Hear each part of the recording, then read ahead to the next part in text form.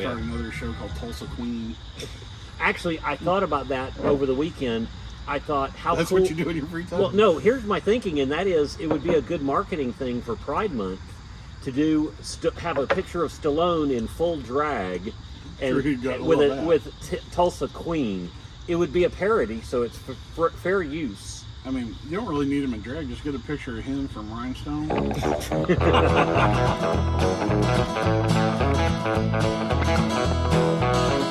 had some local shooting at a news helicopter. They figured probably not the best place to send a bunch of Marines that just got back from Iraq. These guys may shoot back. We're going to be on the news all the time.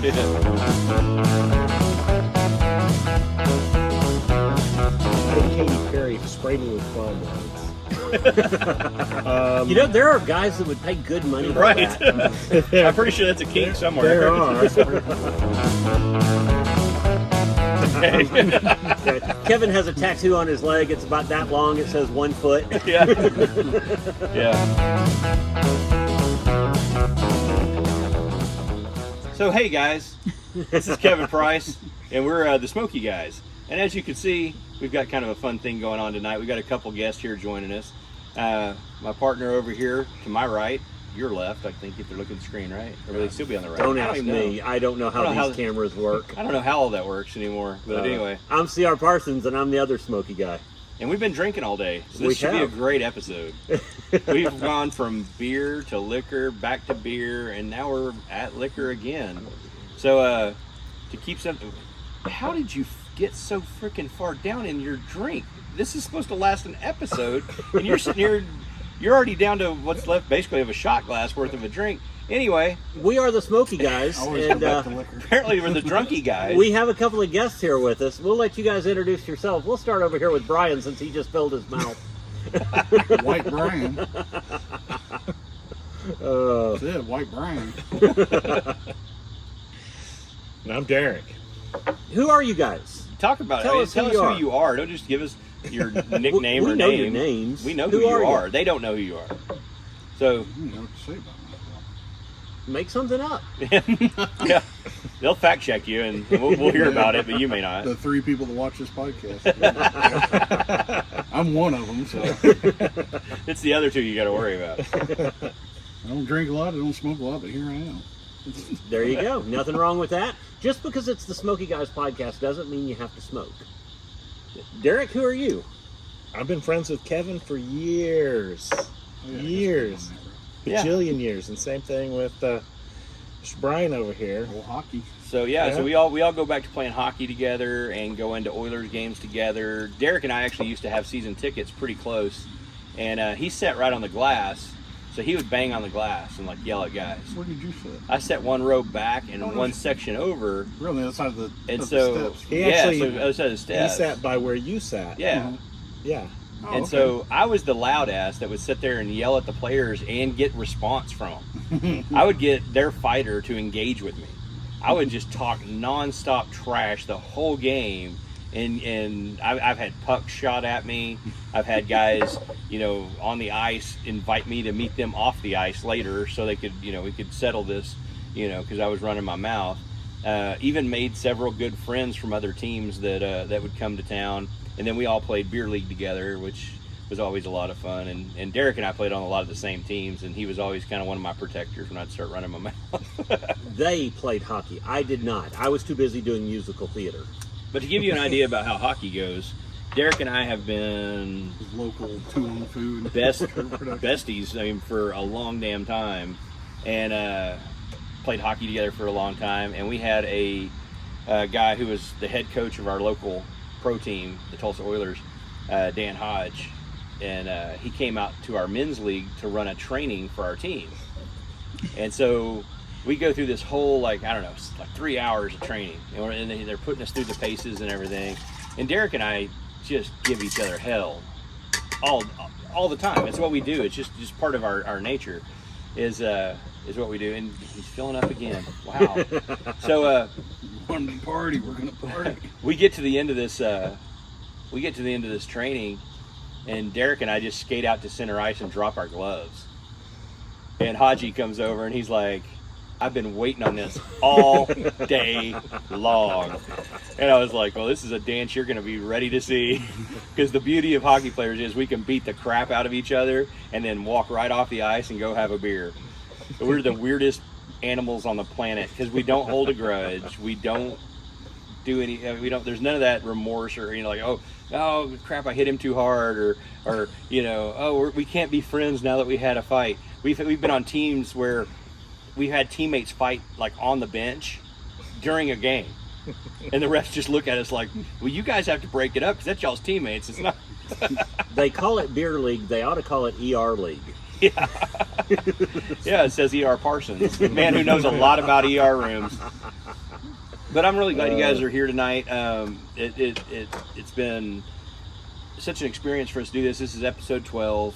And it's just cool to have friends here who are maybe not as big a cigar guys as we are, stuff like that. I know, like here in the last couple of weeks, heck, you've been out and joined us for a cigar here or there. I don't know your history on cigars, if you like them, if you don't like them. Been there for just about all of them. All right, well so then I do know your history. I didn't know that. A few Black and Milds or Swisher Sweets around the high school years. But I mean, you know how great those are. So. Which, and I know Derek, he is not a cigar guy at all, and there's nothing wrong with that. Absolutely nothing wrong with that. But he is a great drinking buddy. And one of the best guys that I've ever known, and has always had my back through thick and thin. Behind the camera tonight, we have my lovely wife, Miss Crystal.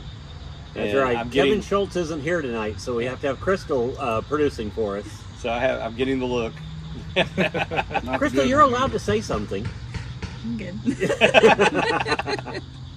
Yeah, I can do with you the same thing I do with Kevin, and that is put some picture on the screen and say not Crystal Price picture. Well, I don't know how you guys all hooked up, but I didn't meet CR till we were playing poker over at Jeff's house. Yeah. And came in dressed as Santa Claus and stuff. Oh, that's right. That was one of the first times. Yeah, so CR and I met through my brother, who's a comedian, and CR's a comedian as well. And I'll be honest, it just seems like it's kind of been forever that we just kind of been friends now. It does. It feels like family, oddly enough. Yeah. And that's better than I can say for most of my family. Because we've been friends for years and never even once asked, well, how do you all know each other? I think that's the way, like good. That's the way good friendships start out, and I think that's the way the ones that last seem to be that. It's like you look back and you go, how did we even meet? Yep. This is so surreal. In fact, a lot of times. I think I have to thank you for allowing me to end up in the money that night, because you got sick and tired of playing and headed home early because you worked early. And so you went all in on something you shouldn't have. Oh, yeah. And donated all of your chips to me, and that helped me out that night. I got a short attention span. I get tired of playing, so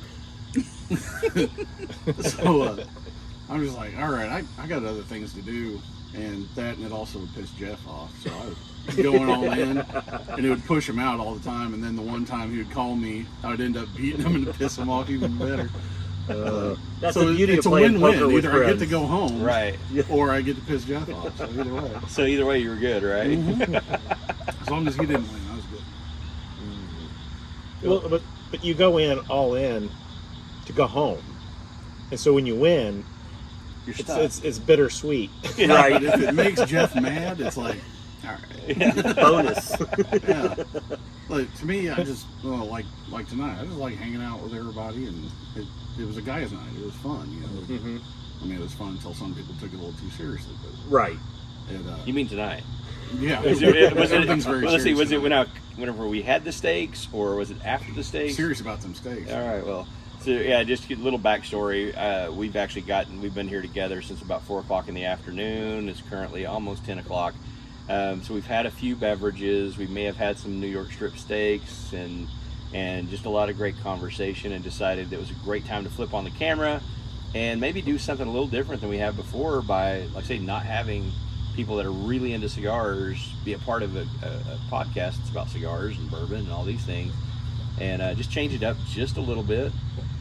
We also changed it up with what we're drinking. I would say it's not bourbon tonight. We're doing gin and tonics. Well, gin and water over there now. Yeah, I think you got rid of all your tonic. I think the tonic is gone. What gin is this?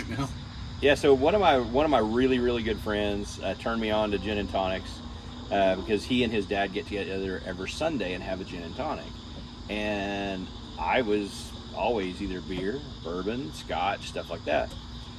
And I said, I never really got into gin. And he's like, man, all right, we're in Vegas. Let's go on Sunday. Since I can't be home with my dad having one, I'll take the next oldest guy I know, and you and I go have one. And so we went out. We just spent the afternoon drinking gin and tonics at different bars and sampling different gins and kind of getting into that. And now it's become a thing for me. It's like almost every Sunday I'll sit down and have a gin and tonic, or me and my wife will sit down and have a gin and tonic. And this one today is one I picked up in South Dakota.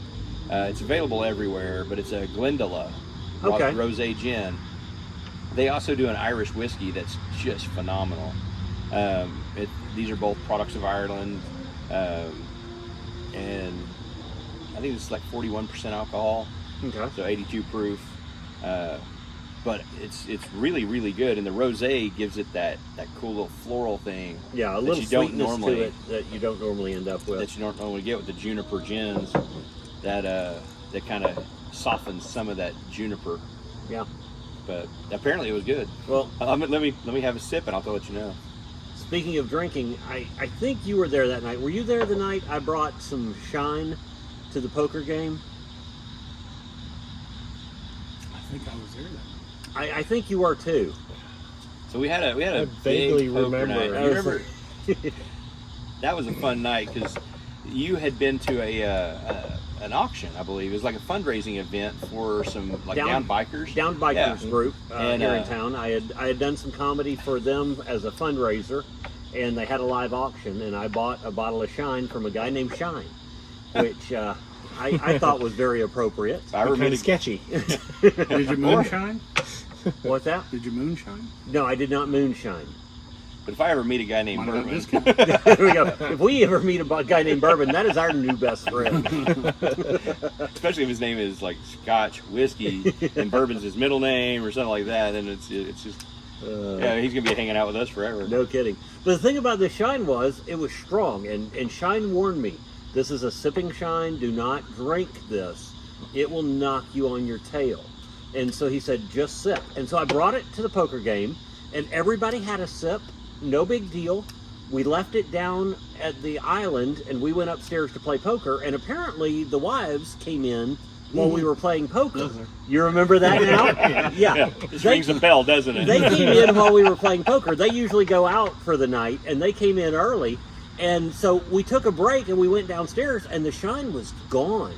And I'm like, the whole moonshine jar is just what empty. happened to the Shine? And nobody knew for about 30, 45 minutes. Yeah. And then we all knew what happened to the Shine. Giggling. Oh, and giggling, puking. getting sick. Oh my gosh. It was, all the girls were sick. Because it was cherry of the Shine, dog. so it was red. No, it was apple. Was it apple? It was apple.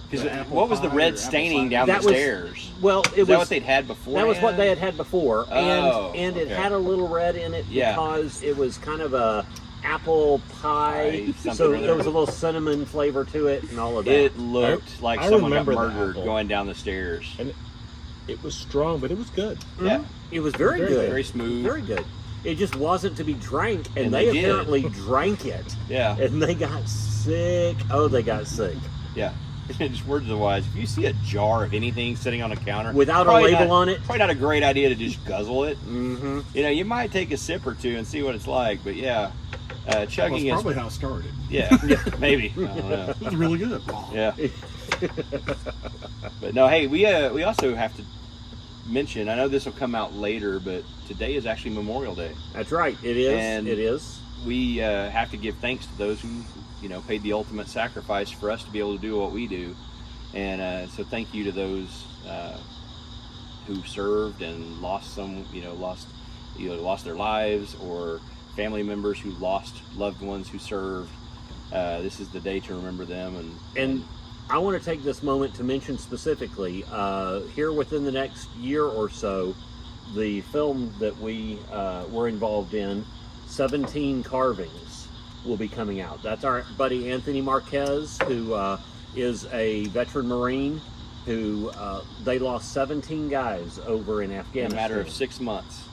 And he came back and he got into wood carving, or got back into wood carving, and he decided he was going to do a battle flag for every one of the Gold Star families of those 17 guys. And they made a film about it, and they're in the process of finishing up the editing, and they're going to get it out to some film festivals, I believe, at the end of this year. Yeah, and I think they're trying to get into a bunch of those for, to at least start off the whole next year, really start pushing it and try to get it out there. So yeah, if you could, besides liking and subscribing what we do, which we'll ask you to do later. We'll ask you now. Get on the social medias and find 17 Carvings and give them a follow, so you'll know when the movie comes out, and maybe you can dive into it a little bit deeper. And they're always looking for donations and sponsors to help get this movie off the ground. And so if you could do that, that would really mean a lot to us, because it's a passion project of ours to be involved in, and we're really blessed and honored that they have asked us to be a part of it. So absolutely, definitely, it's just yeah, absolutely. So are we gonna smoke? Yeah, I'm finishing this one up. I'm about to light another one up. This is, what are we doing here? I think we are doing, well, I'm not sure what it is, because this is the Drew Estates Freestyle Live for this year. Nice. I don't know if you can see that, but I may or may not put a picture up. But they do this every year. They put out cigars, and this is something new that they're coming out with, and we never know what it is. Yeah. This is at least the third or fourth year I've done this, and it's always really cool, and they're always good cigars. You just never know exactly what you're getting until they make the official announcement. Right, so we've done, the first one we did was it was that sun-grown line that they came out with. Right, was it 20 acre farm? Yeah, 20 acre farm. So that was the first one we did, and then I can't remember what the second one was. In the line. The last one we did was the Metallica one. Right. The blackened. Yeah, blackened. That was the last one we did. Oh, the second one was the new. It's the moderately priced cigar that they do that you and I both like, that we've gotten to take out to Oktoberfest in the past. Oh, I want to say Nacho Libre, but that's not No. it. It's Nica Rustica. Nica Rustica. Nica Yeah, Rustica. it's their They were Maduro. coming out with a Maduro of that. So that was the one, the third one, I guess, or the second one. Yes. Second one. And then the last one was, of course, was the blackened from Metallica. You go along with their blackened whiskey that they do. Yep. But this one, we have no idea. I think it's sometime in June they're going to release this. They'll release the name. They do a big event where it's an online thing, and they come out and they start giving out like hints about what the cigar is, where it was made, how it was crafted, how they came up with it, and then they do drink recipes to how to pair the cigar. This cigar is by far the smallest one they've done yet. It is. It's like a baby cigar. Right. Yeah. Which, I mean, these things are great because it's maybe a little bit bigger than a Lancero as far as ring size, but it's a nice short cigar, something you can have in about 30 minutes. Right. Smoke it kind of quick if you don't have a whole lot of time to sit around and invest an hour and a half, 2 hours in a cigar. And I'm just anxious to see what it tastes like and the flavor profiles and stuff that we get. Yeah, I am too. That's not the same one I had earlier, right? Nope. No, this is not what you had earlier. I think what you That had was a earlier CAO. was also, was a CAO? CAO Flathead. Okay. It's the green label. I cannot, for the life of me, remember what that's called. Ape hanger, or it's motorcycle related. Yeah. And I can't remember. I bought a box of those a while back, and it's a short cigar about the same length, bigger ring size. But those turned out to be great little cigars as well. I think the band said like Flathead or something. This Flathead. Yeah, it's their Flathead series. They've got several. They've got the 770, the 660, the 550, but that one has a name instead of a size listed. Yeah, it's like something, like if it's ape hangers because of the handlebars or stuff like that. But first thing to say is these are super easy to light. Oh yeah, man, being such a small ring size, they just bam, they're lit. There's no messing around with it. You can toast the foot real quick and get right into the cigar. And a lot of flavor to them because they don't have the wrapper compared to the binder and filler. It's a lot of wrapper compared to the other tobaccos, so a lot of flavor. Yeah. So. Now, have you ever smoked cigars? Mm-hmm. What have you smoked? Do you remember? It was 1996. It was 1996. And I literally smoked a cigar, and the taste never left my mouth. So I bought a toothbrush for work, so that every 15 minutes I'd go to the bathroom and brush my teeth. It was terrible. It was terrible. Well, it was probably a bad cigar. One, it may very well probably have just been. not a high quality cigar. Right. And the other thing I'll say, it isn't an acquired taste. It's not like you smoke your first cigar and go, oh, this is the best thing I've ever had. Great, let's do it again. Not the experience. Well, unless you're a sick puppy like us. Well, yeah, probably. Because I know that was my reaction when I had my first one. It's like, oh, I want to do that again. But Right, we've most talked about people this in don't. the past, too, because, you and I are pretty fortunate that our first cigars were actually really high-quality cigars. They were. And introductory to a cigar is as important as anything. I couldn't remember if you and I had smoked together. So, like the other day, he came out to our home lounge, and I intentionally got you a cigar that I knew would be great for like an entry level. And I don't know, was it okay for you? I liked that one. You enjoyed it? We smoked with him a few times. Okay. I'm usually Downtown way a couple drunk. times. That night Scott Schaefer was in town. I was Our definitely buddy drunk. Scott. There's no doubt I was drunk. They gave us a free one as we came in anyway. See, I don't remember that. Yeah, Yeah. you were having a good time. that Yes, I night. usually do. And then another time, I came out. It was a little late, and we all sat outside. Had one then, but yeah, I'm not like a little avid smoker or anything, But you handled that flathead perfect earlier. I think it was a decent cigar. Yeah. You enjoyed it. yeah. That I was think I alright. liked the one the other night a little better, but Right, because it had it that one intentionally. lasted a while too. That was It was a bigger ring. It was a bigger or longer cigar, so it was Okay. more of like a Churchill sized cigar. And What was it? Or Do you remember? Lonsdale maybe. Camelot, I believe. Okay. It's the sugar tipped ones. Oh, yes. I Yeah. know which one you're talking So about. our good buddy Wayne Van Horn up at Omerta, I'd actually gone in and was picking something different out, and he goes, no. He goes, if he hasn't had one in a while, or maybe he's just getting back into it, he's like, I think this is the one you may want to get for him. And so he's actually the one that I like passed that one man.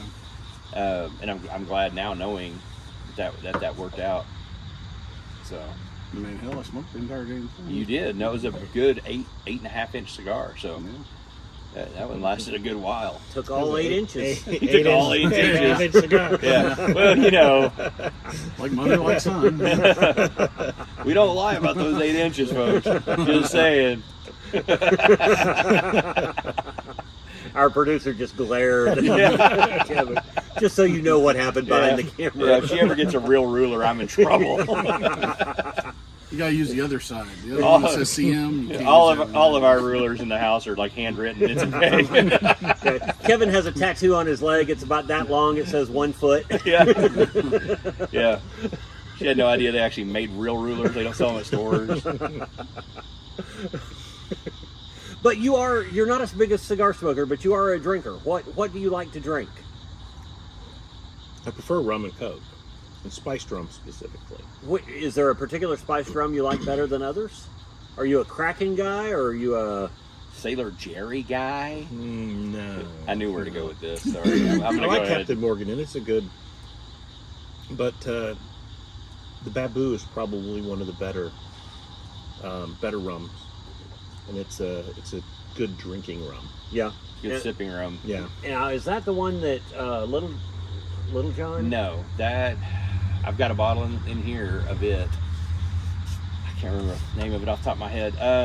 I got him a bottle of Babu for his birthday. I think it was the 18 year. I'm thinking of Bumbu. 18? No. No, am I His not thinking was- of, what was his? I've got it in there in the house. I can't remember what it's like. Hey, somebody with a phone could probably look that up. If they were a producer or something like that. And figure out what. It's actually Little Wayne. Little Wayne, not Little John. Yeah, that's different right. rapper. But yeah, so Babu is a really solid rum, and crazy thing was I was looking for after I found a bottle of yours. Bamboo is Little Wayne. Bumbu. Oh, well, you're right. There you go. Hey, it's the last time I'll ever tell you that. You That better was- write it down. That Take was a on picture. camera, right? I was right. Yeah. First time for you. Bumbu, Babu, it's all, you know. But no, I'd actually wandered into one of my normal liquor spots. Because after I bought him the bottle, I was like, man, I think we cracked it too, like not too long after that. And tried it. I was like, that's pretty dang good. I ought to try to find another bottle. Because the place I got his was the last bottle. And for something age stated as long as it was, I was like, damn, that was a fair price too. And so I went into one of my little honey holes that I typically get bourbon at and stuff, and went over to their rum section, and I'll be dang, they had like 3 bottles of it, and they were dusty as hell. So they were happy to give me a discount and sell it to me. Nice. But yeah, it was, and it's a really good sipper. My favorite by a long shot is Diplomatico.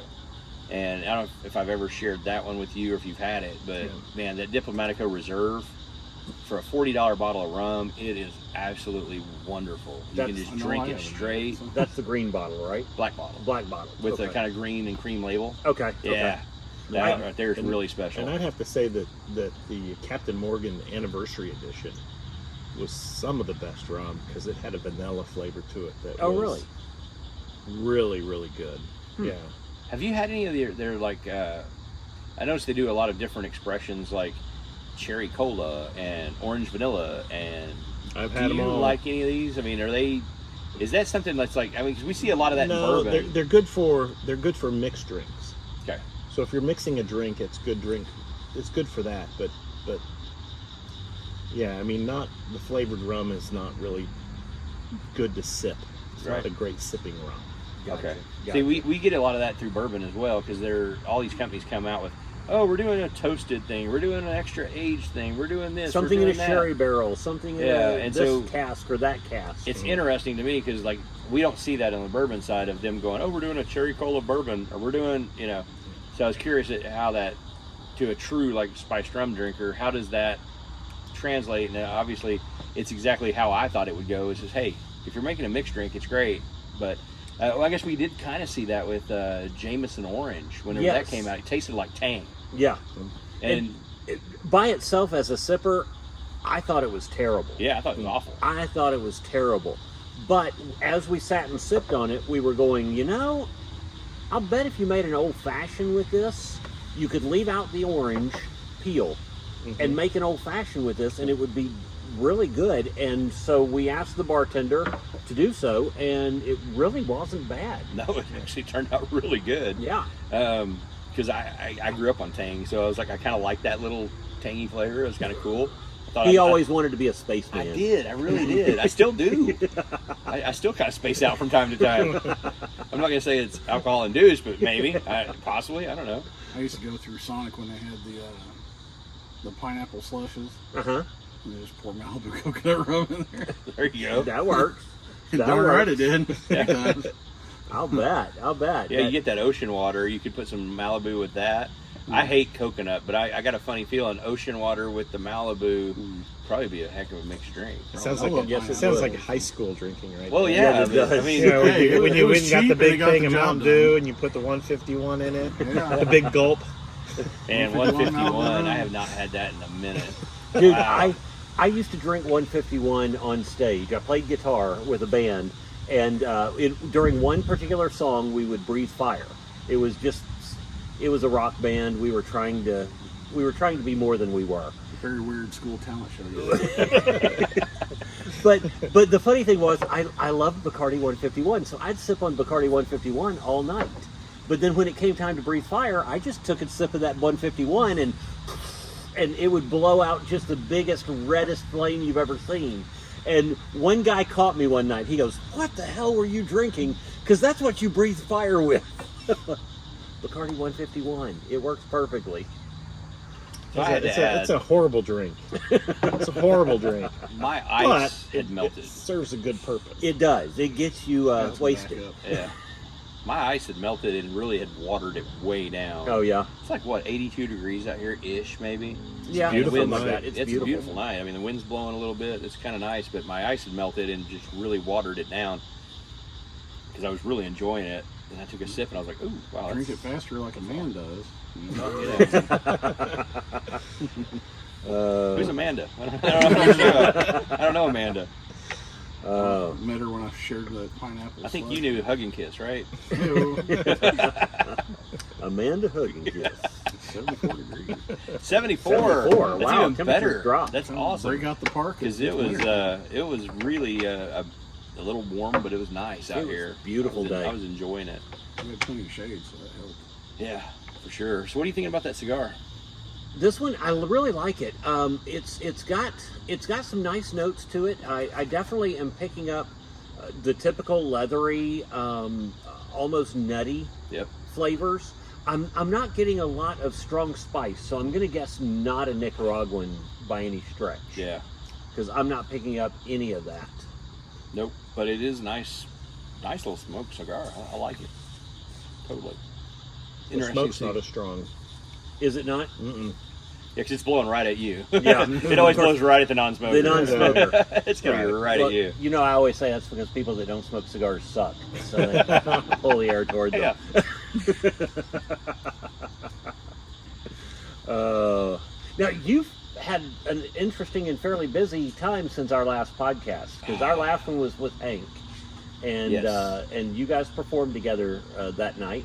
I think that was your birthday night. That was the birthday night, so Yeah. even you performed with Yeah, us I that performed night. with you that night. I mean, we had a lot of people on stage that night, and that was a lot of fun, and I know we kind of talked about it, touched on that. Mm-hmm. Yeah, it got really, really busy. Let's see, the Thursday following that, you and me and my wife went to Kansas City. Early Thursday morning, went to a comedy show to watch a buddy of ours, Scott Schaefer, record his comedy podcast. We drove back that night from Kansas City, got in about 2 a.m. Me and my wife packed our bags. We were at the airport by 4, flew to San Antonio, finally made it to our hotel about noon, got a 3-hour nap, went and met friends down the Riverwalk, and hung out till like 1 o'clock in the morning. And then got a pretty decent night's sleep, and then ended up went to Cigar International down in San Antonio, hung out, had some great cigars. How had some was great Cigar drinks. International in San Antonio? It was really good. Compare it to the one in Dallas that I've been to. So the one in Dallas, and it could be, maybe it's supply chain issues. I don't feel like they had the same offerings, maybe not as high end of offerings. Okay. And it could be a supply chain thing, like they just hadn't been able to get them in. I didn't find a whole lot of higher end stuff there. Davidoff, $25, $30 cigars. But they had a lot of my favorites, the Caldwells and stuff like that. So I was able to, we had some good cigars. Their bartending staff is always awesome there. Their selection is amazing. Had a Garrison Brothers Cowboy Bourbon while I was there, which was phenomenal. Love Garrison Brothers. Absolutely. If you can find a bottle of Cowboy Bourbon, it's spot on. Then went and joined our buddies, the Chad Cook Band, out at Floor's Country Store in Helotes, Texas, and rocked that night and just had a great time, and had a bunch of, had some great tamales, which they're known for. If you ever get down that way, tamales and a basket of fries, and I was in heaven. Yeah. So when you get to nowhere, and you turn left or right to get there? It's a left. Take a left at Nowhere, Texas. Yes. If it's nowhere Oklahoma, you take a right. If it's nowhere Texas, probably. Yeah. So Sunday we get up. We had kind of the whole day. We had the last flight out of San Antonio, and so we were like, okay, we're just gonna spend the day running around San Antonio, have some great food. My buddy Andrew Aguero gave us a lot of restaurant recommendations, so we ended up. We went to NOLA, and the chef treated us great, treated us like family, took great care of us, had an amazing food. I cannot recommend that restaurant enough. If you're ever in San Antonio, and they're only open for brunch, like 8 to 2, and it's phenomenal food. I like I say, I definitely say it's a non-negotiable thing. You have to go there. Then we just kind of went running around a little bit and did a little shopping and hanging out, and made it to the airport a couple hours before our flight. And guess what? We ended up getting canceled. Oh no. Yeah, not because of something we said, just because the plane broke down. Oh. Yeah. So they finally, about 10 o'clock, we were supposed to fly out at 8:30. About 10 o'clock, they finally confirmed that we're not going to be leaving. Mm-hmm. So they put us up for another night in a hotel, and we ended up flying out the next morning, flew to Dallas, and then flew home, and then right into another show. Yeah. Thursday, I went to Springfield. You rode up with me. Yeah, I we rode went with you to to that Southbound Bar and Grill in Springfield, and I sat in with my good buddy Hank Wilhelm again. Our good buddy Hank Wilhelm. Your good buddy, because now you've seen him. Yeah, on the y'all last know who episode. Hank is. We sat in, did a song swap, had a great time. Southbound is an awesome place in Springfield. It really great is. venue. Staff was amazing. Shelby was a great bartender and took great care of us. Then let's see, that was Thursday night. Friday night was an off night, which is rare for me. And then Saturday night we played at a new venue for us, Sycamore Springs Arena, in the Mule Barn Bar. Yeah, it was funny. We were mid our first set, and Kevin leans over to me, and he goes, "That big guy that just walked in, I think flipped me off. Hopefully I know him." And a few minutes later, the big guy came and sat down right next to the stage, and I was like, "Yeah, you do know him." It's that guy. I had told Kevin before the show started I was not jumping off that stage to get in any fights, because the stage was just high enough that if I jumped off that stage, that was as far as I was going. I was going to hit the floor, and I was And done. stop. You were just you were going to be carried out of there. But no, that venue is amazing. It was their opening weekend to have bands. They had a Casey West band on Friday night, which is a great group of guys, and they put on a great show. And then they had us on Saturday night.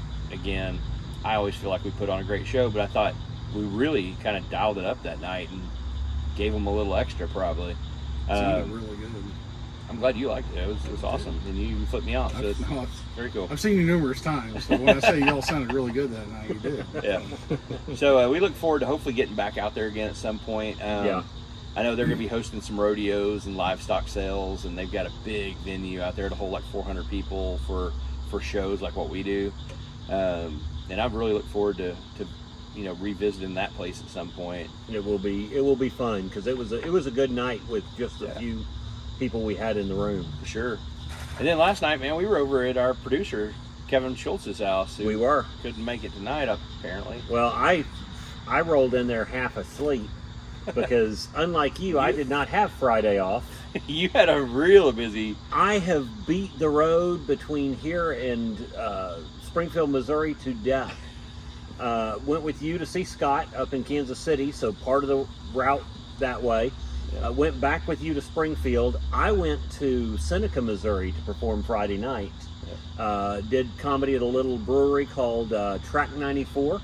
If you ever get down that way, it's a really cool little place. And then I got in Friday night. Saturday night we did our thing. Got in about 2:30. Got up at 6:30 in the morning to go to Silver Dollar City, because I wanted to see the Cleverleys play. Yes. If you have not heard the Cleverleys, have either of you guys heard the Cleverleys? Oh my Sounds gosh. familiar, but I'm pretty sure I haven't heard They them. are so fun and so funny. They are a bluegrass band that does like hip hop and pop music. They do covers of like songs you would know. Yeah. Like Gin and Juice. Gin and Juice. Yeah. What was the one we do now? The Mississippi song. Oh yeah. Sorry. 3 Doors Down. Yeah. Kryptonite. Kryptonite. Yeah. Yeah. The bluegrass version of Yes. Richard Cheese. Just about. But they are so freaking funny. And they were playing at Silver Dollar City, and I had to go see them. So I got up after 4 hours sleep, and drove to Silver Dollar City, which is about 4 hours away, spent the day there with my wife, and drove back. And that's when I met up with you guys at Schultz's house. So I was about half dead last night. I'll say we stayed out till like 1:30. So it was a long day for you, I'm sure. It felt long for me, even though I actually got to sleep in just a touch. But yeah, it was still, it was a good time, and got a chance, man, to hang out with a bunch of our cigar buddies that normally we just see them like at cigar bars, but we don't get a chance outside of that scenario to just like hang out and talk and stuff. So there were probably 8 of us out on the porch and spent 5-6 hours out there just shooting the shit, drinking beers, smoking cigars, whatever. And it was a fun night. I always look forward to stuff like that. Kind of like tonight is like we got a chance to do the same thing. So we take the chance to do the same thing every time we really get a do. chance. We're just kind of creatures of habit at this point. We are. We just kind of phone it in, and then we record it on a phone. And I'm really going down a rabbit hole here. You are going down a rabbit stop hole. Me. Oh, speaking of rabbit hole, I'm sorry. Train of thought just derailed. Let me make the connection. He said rabbit hole. There's a place downtown Tulsa called the Rabbit Hole. They have music. It's sometimes kind of punky music, sometimes modern progressive music. There is a band that has played there that a friend of ours is a member of called Cliff Diver. Cliff Diver had a big incident this last week and almost lost one of their members on a road trip. And so I want to give a shout out to Cliff Diver and Joey specifically. Joey's not the one that we almost lost, but the bass player.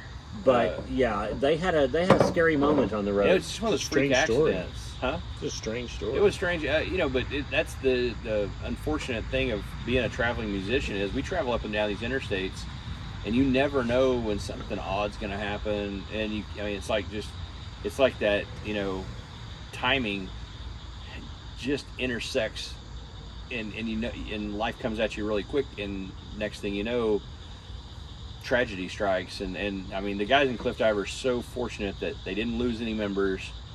It got really scary. I mean, he really could have passed, and thank God he didn't. But just to kind of summarize just real quick, a chain that is strapped over a load on a semi snapped, and one of the chain links shot through the van window and hit him in the neck.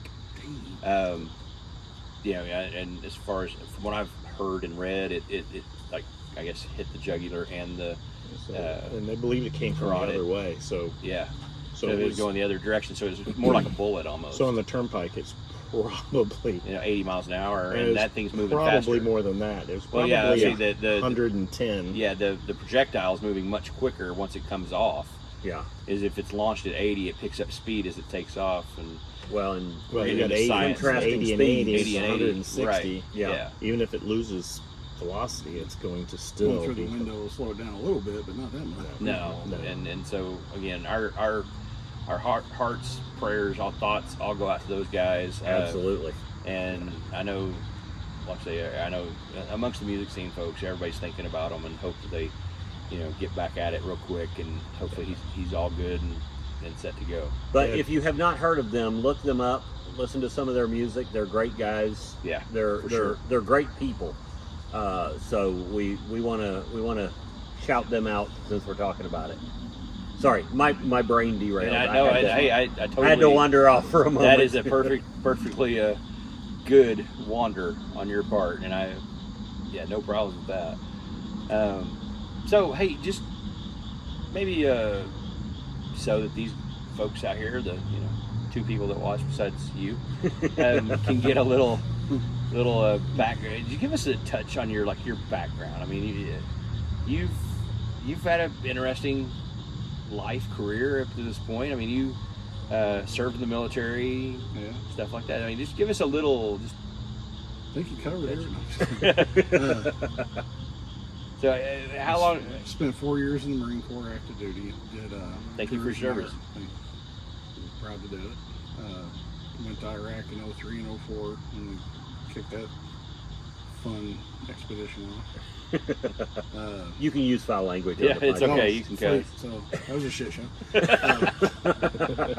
My first tour, I was part of a headquarters group, and I got attached to do area reconnaissance. So I was with the 1st Marines, the grunts up there, as we went up through Iraq the first tour. I was all over the place. I was in Tikrit, went to Babylon a few times, things like that. I was basically whatever they needed me to. It's kind of like being in the Marine Corps. Your job's whatever they tell you that day you're going to be doing. Right. Yeah. It doesn't matter what you're going to do. So. And then my second tour, I kind of, for the most part, with the exception of a couple of convoys, I stayed in one area on an old Iraqi Air Force base called Al-Qaeda, and that was it. Came back. I thought I was going to do a 3rd tour, but ended up not having to go do that. There was a couple times where I thought I almost got sent off to do kind of like crowd control type stuff after the tsunami, or the not tsunami, the flooding down in New Orleans. Yes. Back at that time after The hurricane.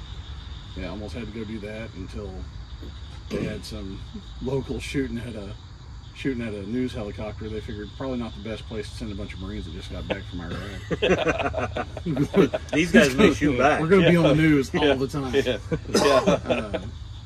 But I mean, I did my 4 years and got out. Tried to go to Okinawa or Iwakuni, but they kept sending me to Iraq, so I figured that was it for me. So I got out. And no matter how much I fight staying away from some sort of law enforcement type stuff, I keep getting dragged into it. So now I'm law enforcement adjacent type stuff. I still deal with LEOs and DA's office and stuff like that, but I don't have to be a police officer, thank goodness. Oh, I'm sorry you have to deal with attorneys. Yeah. Now you gotta take the good with the bad. So. You take them both, and there you have The facts of of life. Derek, what about you? I've been a software developer forever. So I wrote software to analyze the efficiency of centrifugal chillers. Did that for years. And then when the pandemic hit, I lost my job. Now I work for a Safety Training Systems, which is a aircraft. So I write software for aircraft now. And Simulators and stuff like that, right? yes. Okay. Yeah. Now, don't let him fool you. He's a nerd, but he's a tough nerd. What do you do on nights and weekends often downtown? I work security for the BOK. So if you are ever at a concert in Tulsa, he's the guy standing in front going, "You better keep your ass on that side of the fence." And trust me, listen to him. Okay? Just does it as training for hockey fights. Only one good hockey fight. So. Well, it's funny. Funny story. I got to work with him one time at the BOK Center. I had just had a heart attack, and like 30 days after the heart attack, he calls me up and he goes, "Hey, you want to work security at the BOK Center tonight?"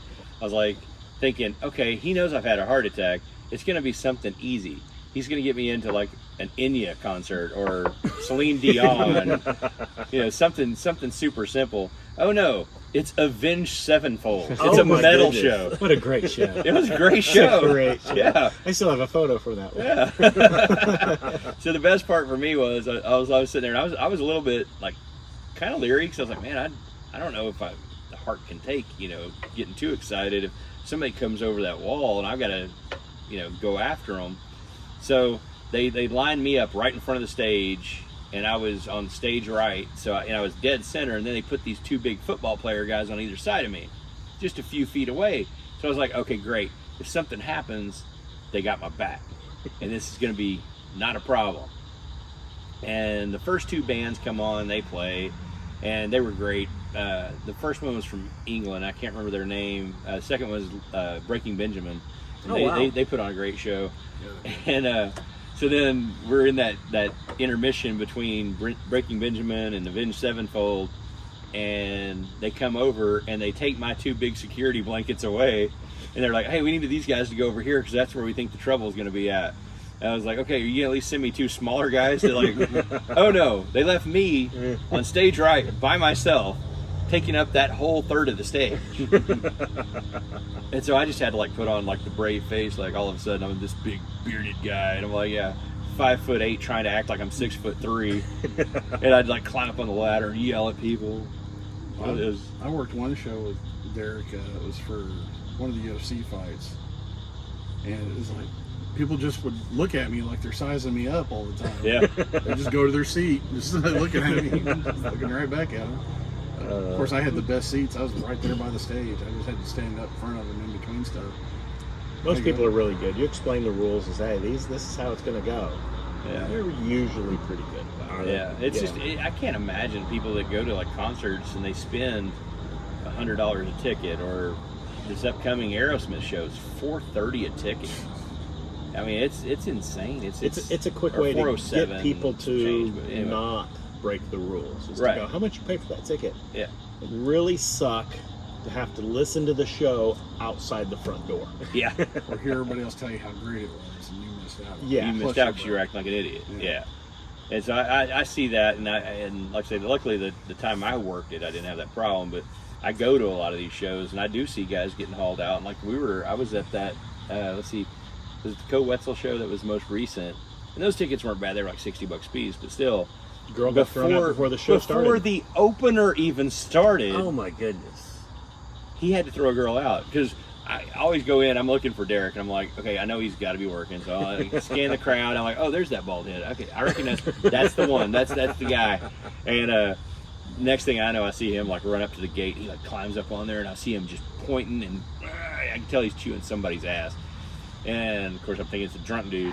And then I see him like get down, and he like takes off, and as he walks around, he makes his way around, and I see him coming up the back of the crowd off on the floor, and I was like, okay, whoever that is, they're in trouble. Something has gone wrong. Yeah, their night is about to get real bad. And sure enough, I mean, he had to throw him out before the opener even came on. I'm like, her boyfriend was upset. I bet. Her boyfriend was really, really upset. Now the question is, did he stay for the show? No, he left too, but he was mad. See? He was mad. Because they were in her car. Otherwise, he would have stayed. Well, there was a concert earlier where we threw a girl out, and her whole she was at the concert with her whole family. Yeah. This was before it even started, and she was upset over a stupid reason, of course. And so we grabbed her like, all right, you got to leave, and we asked her parents, all right, do you guys want to go with her? And I'm like, hell no, we're gonna watch the show. She deserves to go home. Yeah. Hey, that's good parenting right there. Yeah. Sorry. If you can't keep your friends contained, then let them get kicked out. Screw them. Yeah. I ain't missing out on this concert as well. A lot of times you have your back to the stage. Yes. So you're not getting to see the show. What's the weirdest thing you've ever turned around and suddenly realized was happening behind you? Just a girl shaking her ass. I had Katy Perry spray me with foam once. There are guys that would pay good money for that. I'm pretty sure that's a kink somewhere. There are. I I got to sit. I do remember when Katy Perry came because he texted me immediately. I was like, oh my God, Katy Perry. I walked out, and She sings my I walked out when she was leaving. Oh. Because I just happened to walk out of the arena late, and she was walking, and I ended up standing right next to her, and I'm like, nice show. It's a great show. She didn't say a word, but that's the best you can come up with.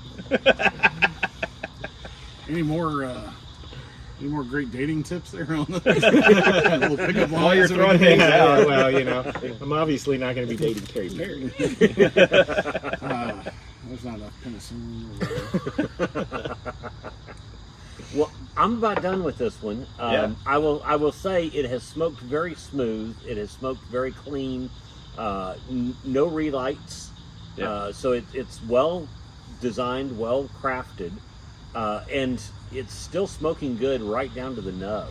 I agree. I think these, when they release them and they tell us what they are and all that, I can already see this is probably going to be an event staple for me. So any event we go to, whether it be one of my shows where we have a limited amount of time between bands or during our own break, or Oktoberfest where we have to have something short to smoke because we don't have a whole lot of time, I'm pretty sure this is exactly what I'm going to buy because it's a medium body enough cigar that I'm happy with it. Right. A lot of times you find the smaller ones and they just don't hit the mark, and they don't provide you with enough of that enjoyment. And this one right here this has been great.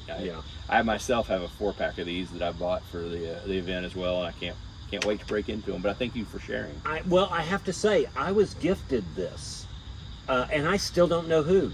I was sitting at the cigar bar, and Jeff, the guy who runs the cigar bar, comes out and hands me the packet, because anytime you do the freestyle live, it's always a swag bag that you end up getting.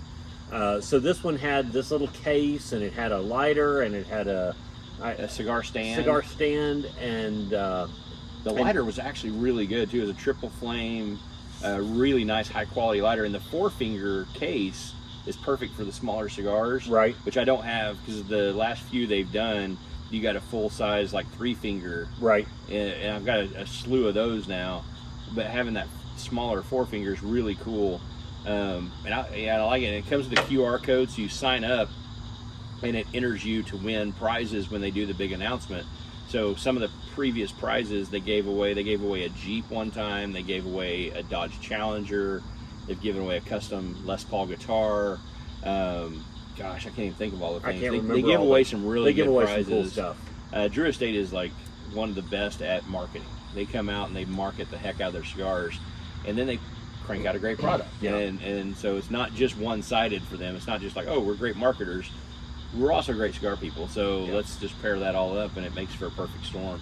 But I have to say thank you to whoever got this for me. I appreciate the gifting because I'm sure that at some point that favor will get called in, and you'll find out. Probably so. If you're ever giving away a Dodge Neon, just know that you shouldn't be smoking that cigar. The Dodge Neon, run the other way, right? Yeah, I don't see these guys. If you've ever seen the Drew Estate guys, Dodge Neon is probably not in their vocabulary. They do everything kind of big. They don't like to do things small.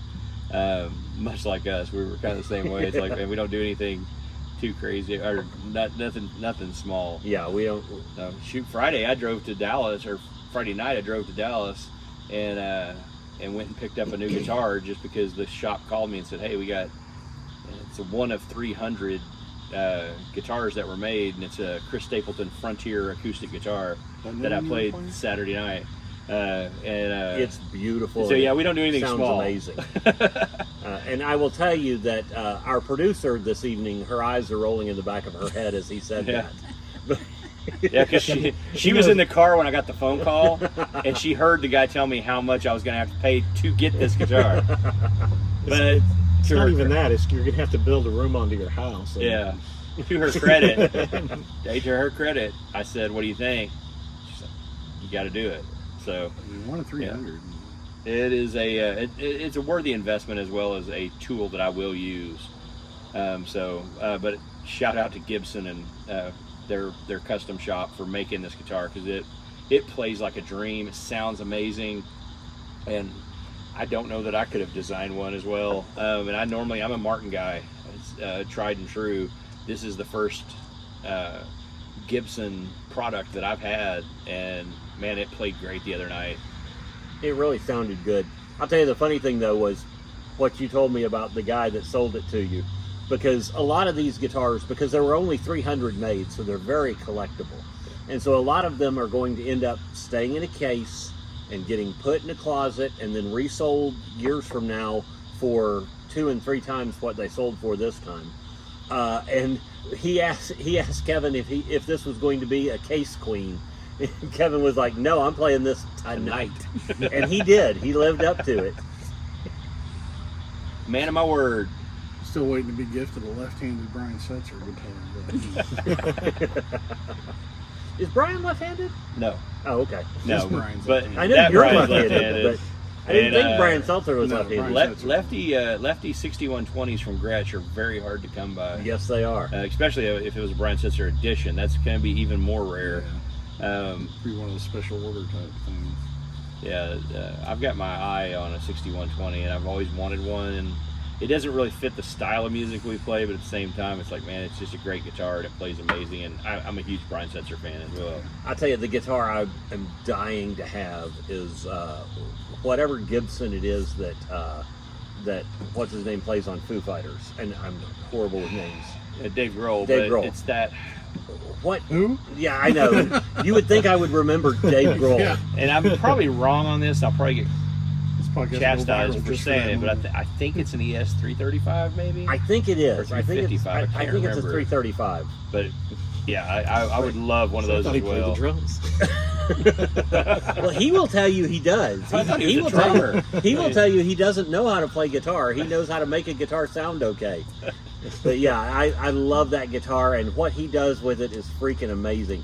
I saw some great video this week of the Foo Fighters. Have you guys seen the video where they introduced their new drummer? I haven't seen that yet. Oh, you've got to watch it. It is so good and I'll send you a link. Funny. So funny. If you found it on Veep. So there's an app called Veeps, Veeps, and you can get the long form video of their announcement. It's a little over an hour, but it's so worth it. And they do a great job of the build up. So Yeah, I don't want to ruin it. I don't want to ruin it, man. Because I can sit here really and talk funny. about it, but at the same time, it's just really cool. They have a lot of cool cameos of popular drummers. And then they introduce Josh, and man, he just crushes it on every song he plays. But you get to see them also sitting around in their practice facility talking about songs, which is kind of cool. A little behind the scenes, but I think they're probably just as cool guys as you think they are in person. So they really seem to be. It's very cool videos. What are you guys watching these days? Anything good? You strike me as a documentary guy. No, actually, I watch Mandalorian and Star Wars stuff. Oh yeah, I've probably seen all the Star Wars. Everything, shows, every spin-off, everything that comes out. everything imaginable. Bad Batch and all that stuff, right? Clone Wars. I actually have. That's a good series too. Bad Batch is actually great. I love that series. I watch it with my son. It's awesome. I have not seen any of that. Mando is I watched a couple Great. episodes. I didn't finish it. Bad Batch is I great. love the Mandalorian. Get into that. I don't like every episode, but for the most part, I love it. I've been on a kick lately where I've just been watching documentaries on old boxers. Oh really? Yeah. Anybody interesting? Well, other than Tyson and a lot of the ones that everybody knows about, some of the lesser known ones, I've been watching some of those, just see how their styles were different. See, my favorite boxer of all time. Rocky Is- Marciano. No. Oh, He beat Rocky Joe Marciano. Lewis's ass. he beat Joe Lewis's ass. Come on. His mama named him Clay. I'm gonna call him Clay. Joe Lewis is 157 years old. You know, my favorite boxer of all time is Butterbean. Oh, yeah. I Oh watched my one of them, gosh. too. Butterbean cracked me up. Butterbean gave me hope because Butterbean is a big fat guy. He did like 4-round boxing, so he couldn't have done a feature Yeah, boxing. 12 He was Yeah. working in like a machine shop, and his coworkers were like, "Oh, you ought to go out for this boxing thing," and he did. And he ended up whooping up on people.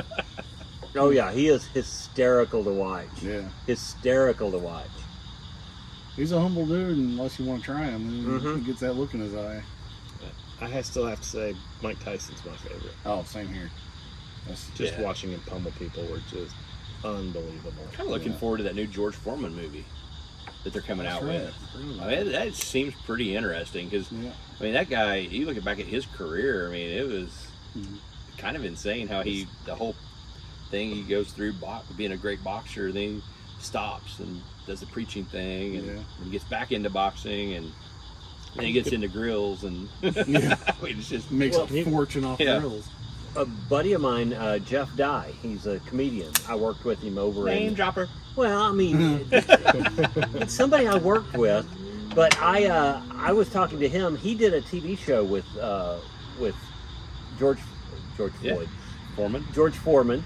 and who else was on that show? It was the Fonz, Henry Captain Winkler. Kirk, and Bradshaw. Okay, Jerry. Bradshaw. Yeah. And he said, George, what you see when you see George is George. George is just that great and that nice of a guy everywhere. He went down and visited George down in Texas, and George was like, "You got to go to church with me." And so he went to church with him, and George was preaching that morning. He said that was the craziest thing to see George up preaching after hanging out with him overseas for all that time. Oh, I bet. That had to be totally interesting. All those guys would be interesting. Mm-hmm. I can't think of one that wouldn't be. I've had a run-in with Henry Winkler one time, and it was when USC played OU down in Miami. And it wasn't the best experience because he kind of, and he may not have meant anything by it, but at the time it just seemed odd that he walked up. There were a bunch of us OU fans together hanging out, and several ex-players, and then I'm hanging out with them, and he comes up, and his kids said something, and he goes, "Well, kids, that's what people from Oklahoma look like." And then they just walked off, and I was like, "What does that mean?" I'm like, "Is that a slight? Is that a slam on us?"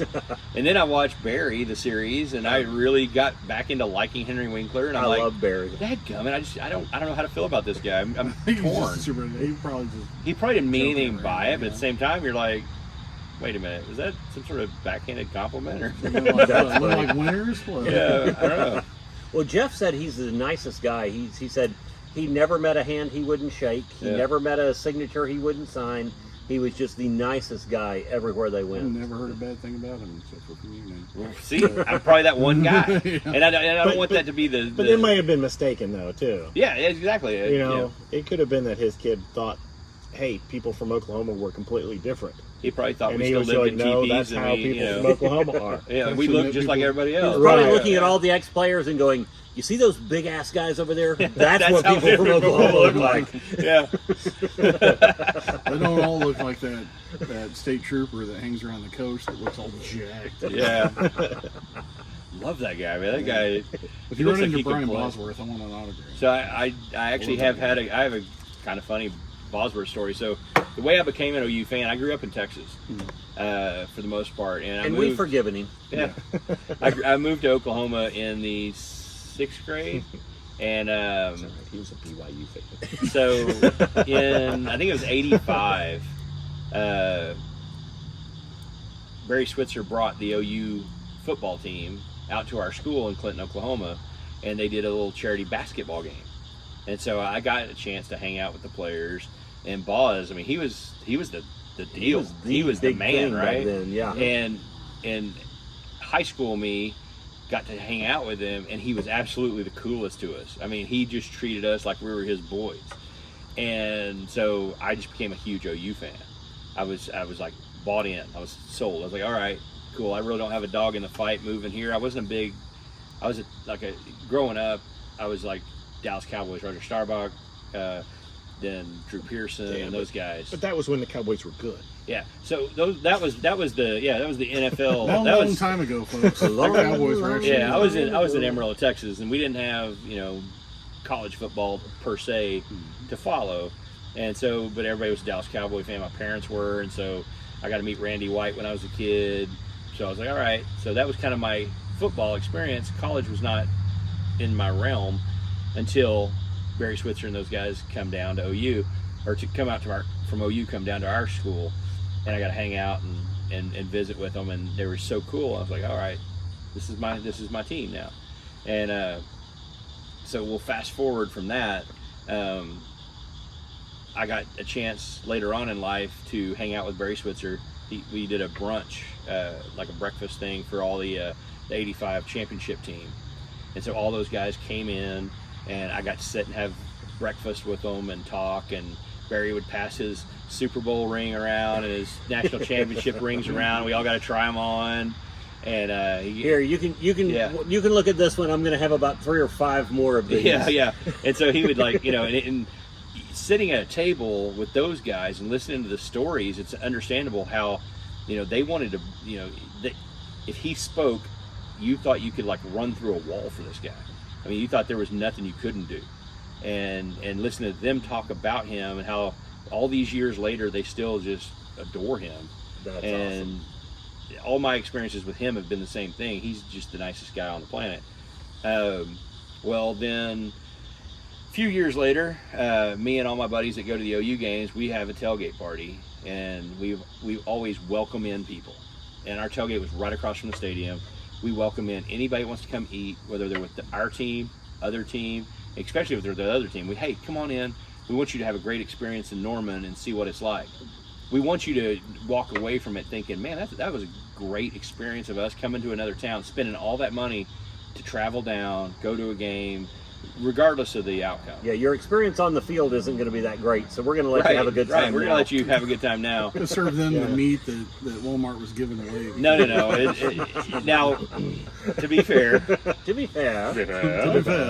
we if we were playing Colorado, we would have buffalo chili. If we were playing Oregon, we would have duck.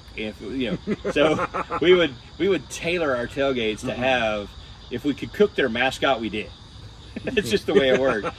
But so I don't remember what game it was, but we had a big tailgate, and we were doing a shrimp boil, and I did all the cooking for that particular tailgate. And we all kind of took turns.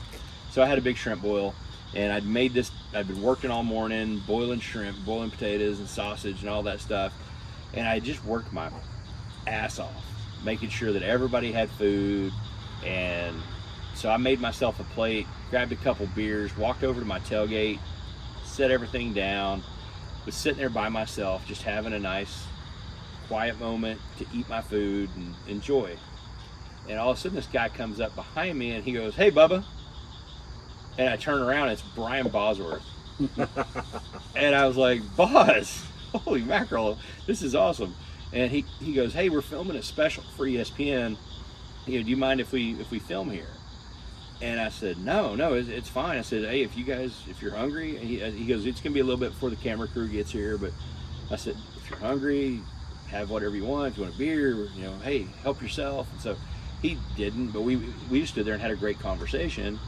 And the camera crew shows up and he goes, "All right, we'll start filming here in just a minute." He said, "This guy needs to talk to you." And the guy goes, "Okay." He said, "Who are you?" And I tell him, and he's like, "Okay, so your tailgate here, these are all your friends, blah, blah." And he sees our TV over there and he goes, "What service are you using for the TV?" And I was like, "Well, we're using DirecTV to stream, all the games that are going on right now." And he goes, "We can't film here." "What?" He's like, "Well, Dish Network is our sponsor of the show and this and that." So they literally could not film in our tailgate. So they just packed up and left, which I was just like kind of devastated. But so just turn off the TV. To Boz's credit, Boz went in and met everybody in the tailgate, shook their hands, said hi, awesome. Took pictures with anybody that wanted to take. He and I took a couple pictures together, and he was just a wonderful guy. And like I say, I just thought it was cool that he just kind of come wandering up like anybody else. And another guy that did the same thing, and it started off as a great experience, was Roger Clemens. He was there because he's friends with Toby Keith, and anyway, he comes up to the tailgate and we start talking. I'm just like, "Holy crap, it's the Rocket, man. This is cool." I'm not a huge baseball fan, but I know who Roger Clemens is. Who wouldn't?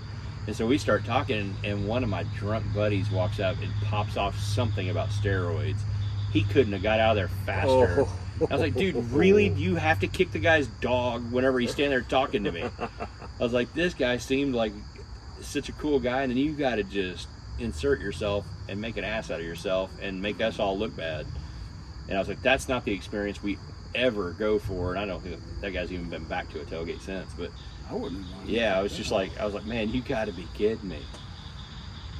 So yeah, some great experiences. I could tell you all a million stories about OU football, but the last drunk person embarrassed me at a sporting event. I had to walk back from Texas.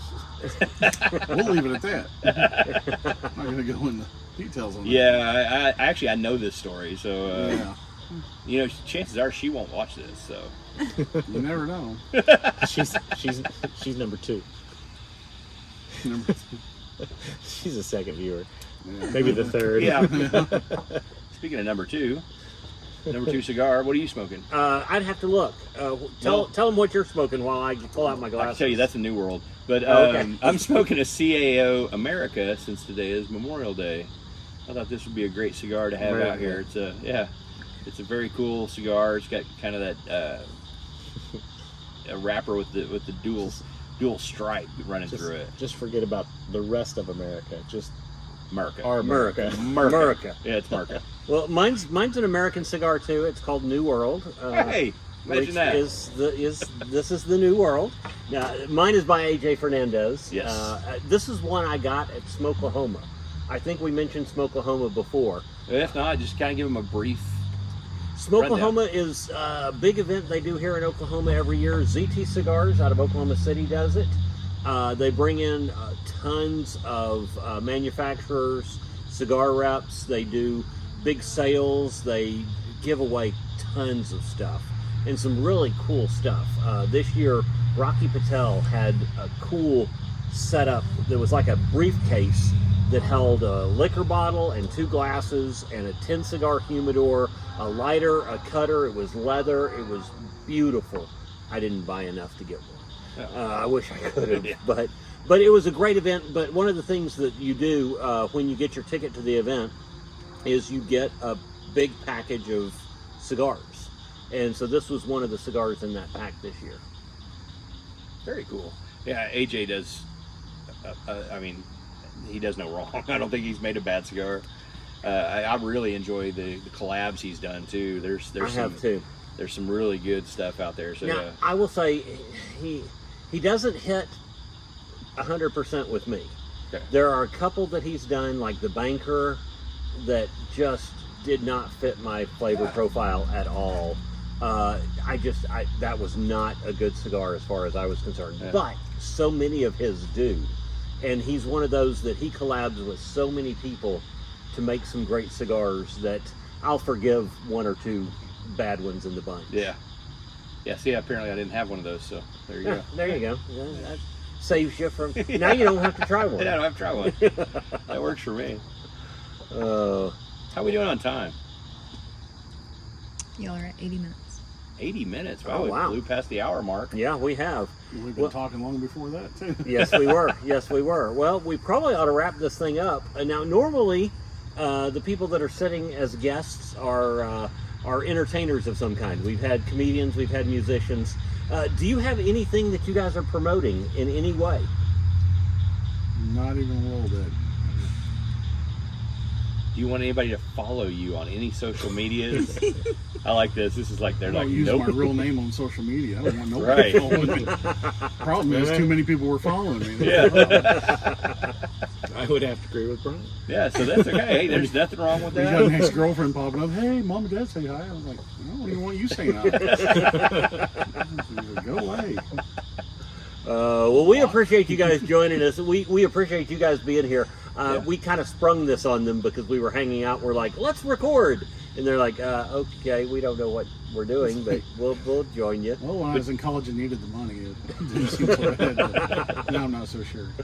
Well, you guys did a great job. Thank you for hanging out with us, and thank you for being on camera. And, Thanks for the free steak. oh, you're welcome. Thank you. Yeah, I just pay you in steak. That's how we get people on here. There you go. Don't say that because everybody will. And everybody wants to be on here. Yeah, all of our guests. Where's my steak? Steak flavored potato chips. When you get in that past the sell-by date from Walmart. So, There give them that, was it the Tiger King? The Tiger King special. Yeah. Tiger King steak. Well, I'm CR Parsons Comedian or CR Parsons Comedy on all the social medias. You can look me up there. I mentioned the podcast recently when I did something else. I'm trying to think. There was something else I was going to promote, and now I can't remember what it was. So I guess it wasn't that important. But CR Parsons Comedian, CR Parsons Comedy. Look me up on all the social medias. If you want to email the cigar or the Smokey Guys, the cigar guys. Yeah. See, I've had too many gin and tonics at this point. If you want to email the Smokey Guys, it's thesmokeyguys@gmail.com. Yep. Or you can email me directly at booking@crparsons.com. Go ahead and give your information. Yeah, so I'm KP Troubadour on all the social medias. I also have Kevin Price Band on all those. If you just put in the @Kevin Price Band, it'll come up. One thing I do want to promote, because I think this episode will come out in enough time, June the 10th, it's a Saturday. If you're in the Tulsa area or even from outside of this area and you want to contribute, we will have ways for you to do this. We're doing a special benefit concert at Marshall Brewing Company here in town for Harrison Mosbey, who's a Tulsa firefighter. He's fighting a sarcoma cancer down at MD Anderson in Houston. If you are O negative blood type, please go donate to your local blood facility and let them know that it's for Harrison Mosbey. That would mean the world. But if you happen to be in town for Tulsa Tough, which happens to be the same weekend, we sure would appreciate it if you'd come out to Marshall and make a donation, take part in the silent auction, just buy some beers and whatever. I think there's probably going to be some scenario set up where they're making a donation on Harrison's behalf. Come hang out with us, watch our music, and we'll have a great time. I don't even know what time it is yet because it's still kind of early on. I know we're going to throw this thing together really, really fast, but Tulsa Tough is coming on board to help sponsor it. The Tulsa Fire Department, obviously. Corey Parks over there, the Tulsa Fire Chief, is heading this thing up. I'm sure you could reach out to him on social media. If you reach out to me, I'll be happy to help make that connect. If there's something you want to do to help out Harrison, that would just mean the world to us. And as usual, man, thank you all again for tuning in. hit the like and subscribe buttons, and share this with all your friends across social media if you enjoyed it, and you know people that are kind of in the same vein as us that would you think would enjoy watching something like this. Or even if you hated it and just want to torture somebody, send them the link. Yeah, that works. You can torture them that way. Hey, but until then, stay smoky.